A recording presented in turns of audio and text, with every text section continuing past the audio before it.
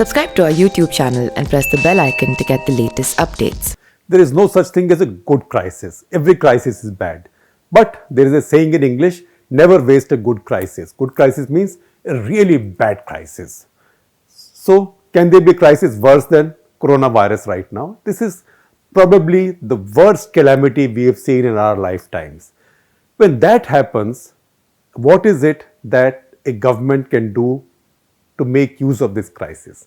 So we've been saying for some time that Modi government, like every government in the world, should reform the economy, should increase investments, should create more jobs. Don't waste this crisis. It's a good crisis. First of the blocks, while we are still waiting for something to come out of the Modi government, I think they are taking far too long with it.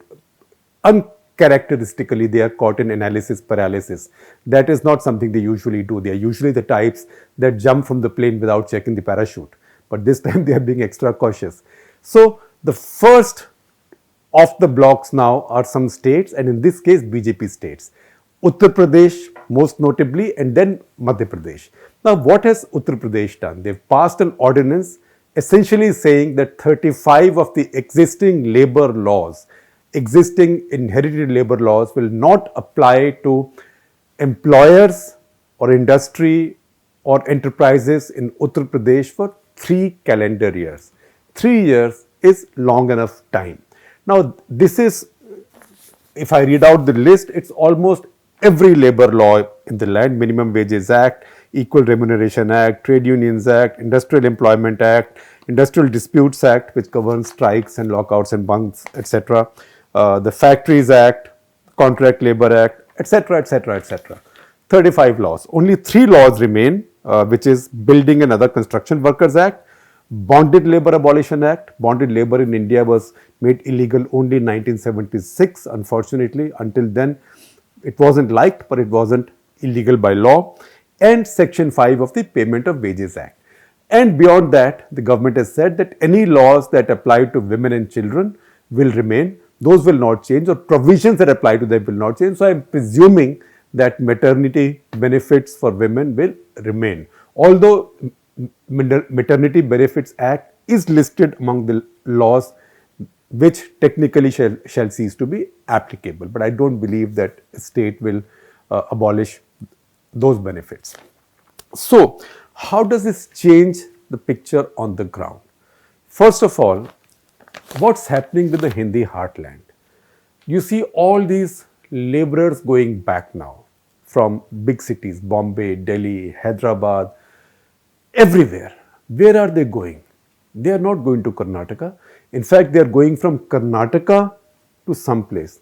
They are not going to Maharashtra. In fact, they are going from Maharashtra to some place. So, once again, if you extrapolate, then you will find that in almost every case, these laborers are going back to a state in the Hindi heartland. Uttar Pradesh, Bihar, Madhya Pradesh, some in Rajasthan, not that many, Chhattisgarh, Jharkhand. Why? Because these states have so little industry and so little organized economic activity and entrepreneurship that they have no jobs. They have no white collar jobs. They don't have any blue collar jobs. So they have become labor exporting states for the rest of India. So entrepreneurial India, which is essentially either the states on India's coastline, more on the western coast than on the eastern coast, that is Maharashtra, Karnataka, Gujarat, Goa, Kerala, and then up to Tamil Nadu, and then on the eastern coast, little bit Andhra and Telangana, Hyderabad.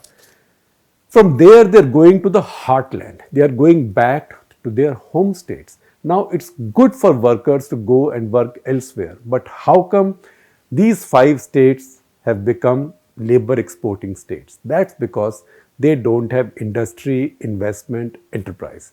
They are anachronistic. When India's economy has ceased to be predominantly an agricultural economy, when we were children, we used to write essays in our exams saying Bharat ek Krishi Pradhan Desh hai, or India is predominantly an agricultural country. India is not. Today, only 15%, about 15% of India's GDP comes from agriculture. nearly 50% of India's people depend on agriculture. That is at the root of India's inequality and poverty. One reason that happens is too many people are sitting and living on the same land because they don't have jobs. So you have to create jobs.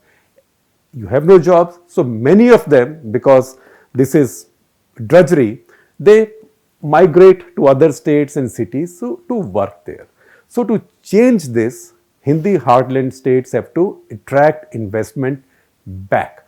Now it's also not as if Hindi heartland states never had any investment. Bihar used to have industry earlier. You hear about Rohtas Industries and many others, not that much, but some.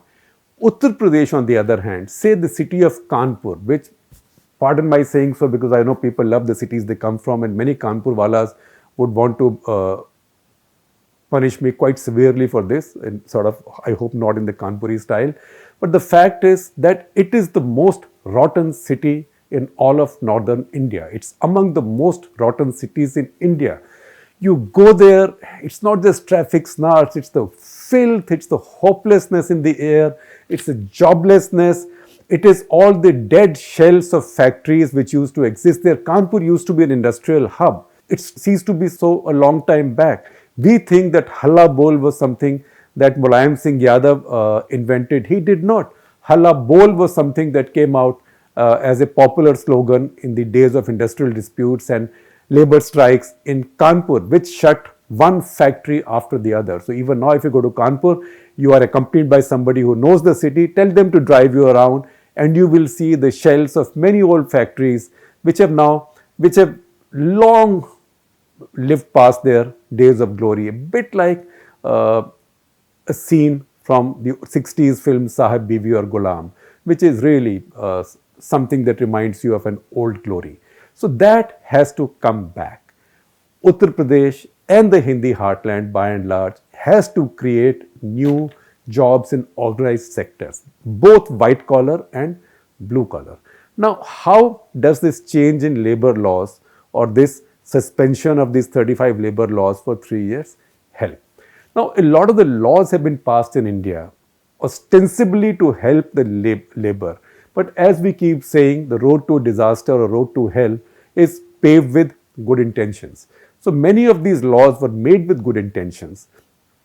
But in the course of time, they've all turned out to be counterproductive. So many of the laws that were passed or tightened, again avowedly to help the labor, have created a situation where there are no laborers. So what's the point of having the best labor laws in the world if you don't have laborers? And why do you not have laborers?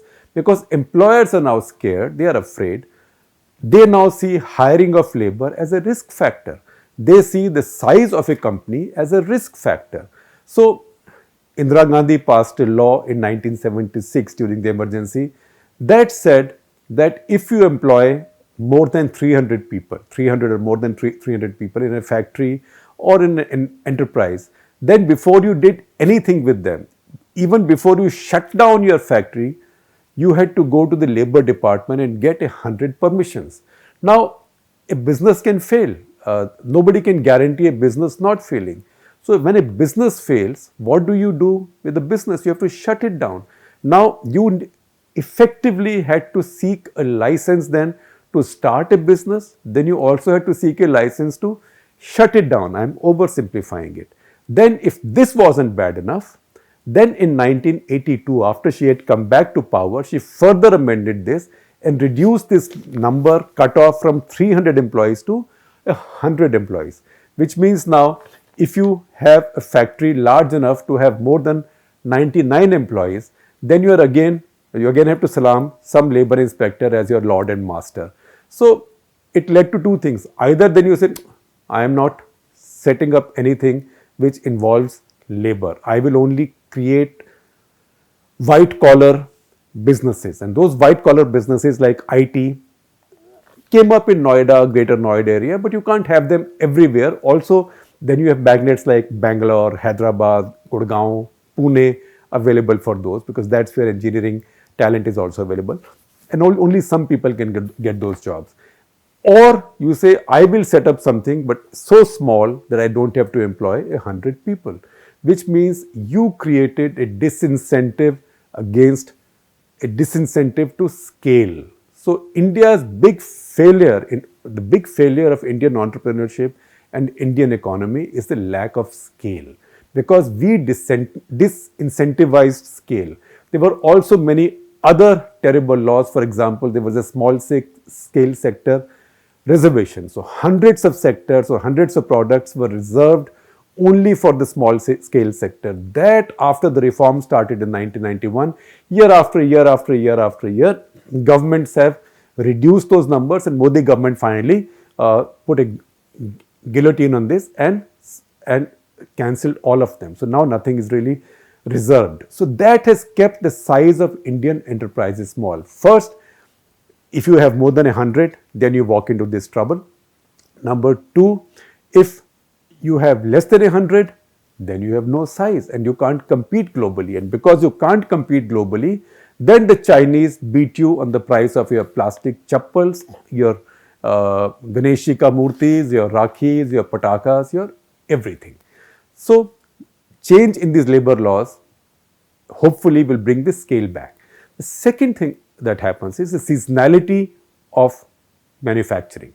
Now, garment exports are a seasonal business.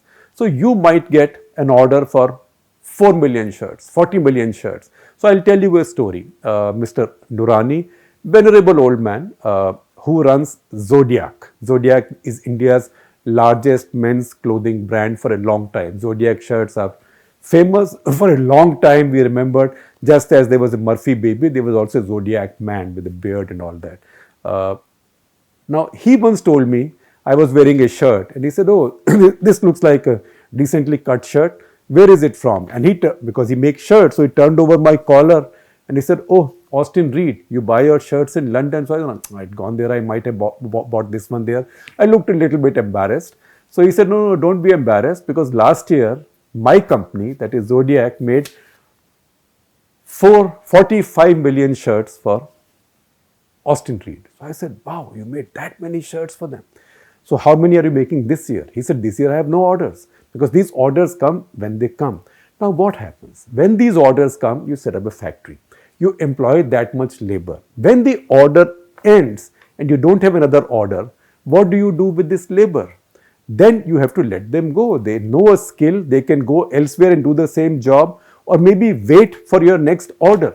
But if you have to keep them with you because of the laws, because no labor department will let you retrench, if you have to keep them and keep paying them, by the time the next order comes, you have no money left to invest, because you are then bankrupted, you have defaulted on your loans, banks are chasing you, and CBI is chasing the banks. So the whole vicious cycle then gets set up. So that's the reason these new amendments are very important.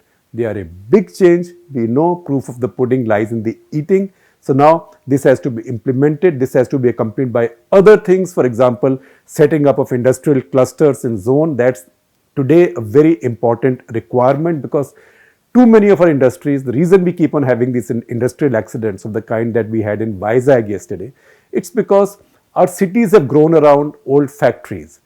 And old factories can't go anywhere because we have not built industrial zones outside the cities.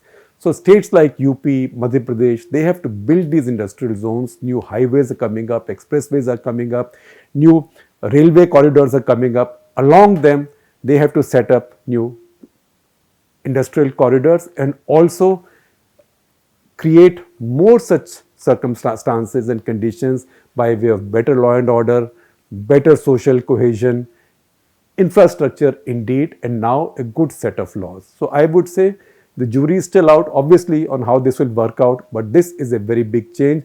And I know there's a lot of criticism from the opposition. It will always be there. The left, it will always be there, because even the reform of 1991 was criticized by everybody. So those things happen. Any reform is tough. This is a good, virtuous change. And this is at least one good example of two states, that is Uttar Pradesh and Madhya Pradesh, not wasting a good crisis.